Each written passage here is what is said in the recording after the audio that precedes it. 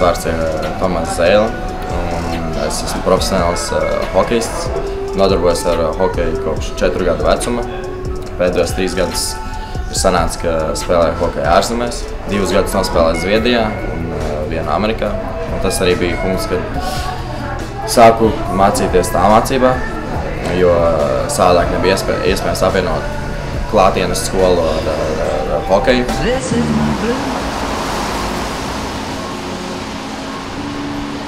Sanāca tāda izdevība, kad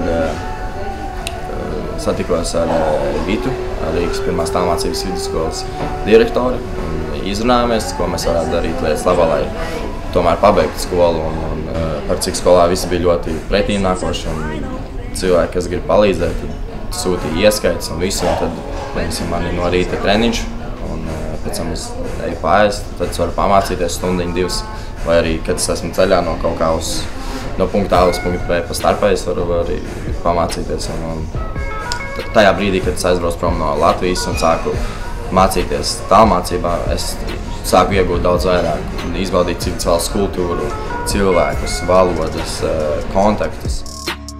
Tāpēc vēl tālmācība ir laba lieta par šiem 3 gadiem, kad man sanāca braukāt ar lidmašīnām uz Zviedriju, pa Ameriku ar autobusiem uz izbraucieniem 8–9 stundas, uz Krieviju 12 stundas katru mēnesi braukāt. Kādreiz man liekas, ka tas ir brīvais laiks, bet šobrīd tas bija laiks, kad es vienkārši varu izvilkt datorā un mācīties un iet uz priekšu skolā un nodarboties ar skolas lietām izbraucienos, vienalga no spēles uz spēli vai no treniņa uz treniņu.